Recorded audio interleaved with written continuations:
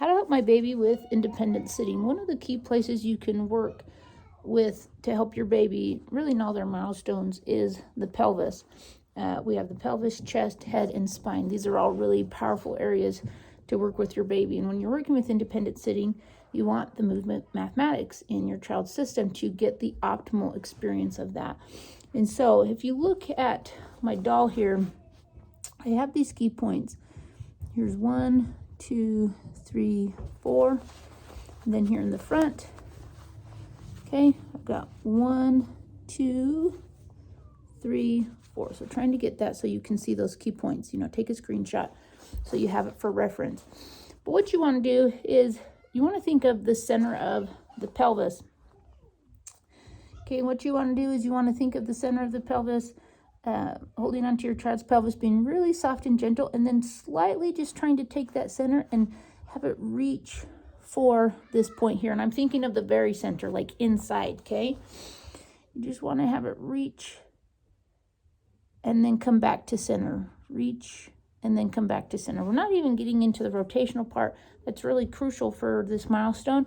But at the same time, if your child's just really struggling with this, that in and of itself is actually working on 3 milestones: independent sitting, going into all fours, and crawling. So you're kind of hitting 3 birds with 1 stone here. But getting into the independent sitting course, it would explain more to you an advanced way to work with this, a simple but advanced way to work with this, as well as other key exercises to work with your child. And so you want to take those 8 points, think of the center, and just come in and do just a slight reach, and then come back to center. And then I'm going to go forward to this front part, come back to center, forward to the other side, left side, come back to center, then come back to the back, come back to the center. And then I want to do that with the 4 points down here.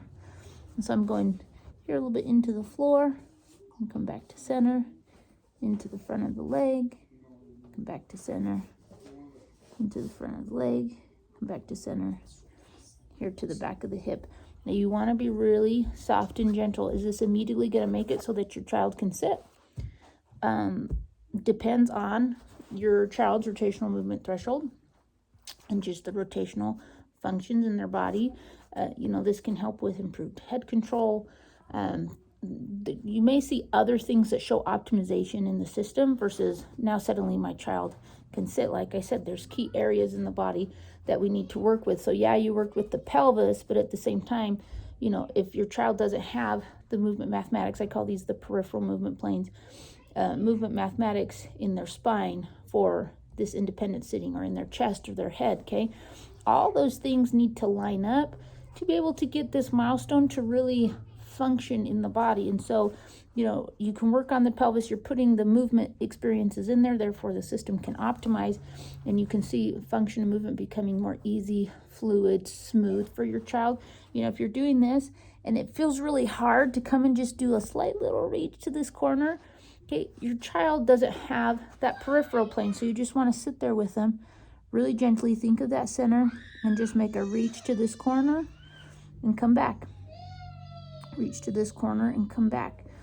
And you want that to start feeling easy and smooth, like they're responding to you. If you're doing it and it's feeling like you're having to force it and they're resisting you, okay, you're using too much force in your touch. You just really want to be really gentle, and you just want them to be able to just go back and forth in between the center of their pelvis and this exterior point on the body with each of those points.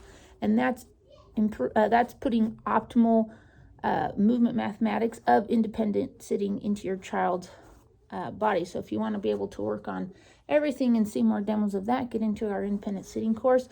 You'll also see exercises by Michelle where she very intuitively works with all these mathematics, using all the other milestones to work with that. If you look at these lines here on the baby, these points in particular are made up by the movement mathematics of the coming to sitting milestone, the rolling over milestone, and the grabbing the feet milestone. So if the movement mathematics of those 3 milestones aren't setting up right in your system, this peripheral point is not setting up like it needs to, and therefore your child can't go into the independent sitting milestone because it doesn't have its reference point due to the other milestones. And so you may need to go and work on, take some steps forward and go and work on those other milestones to really help establish this peripheral point for the independent sitting milestone. Thanks.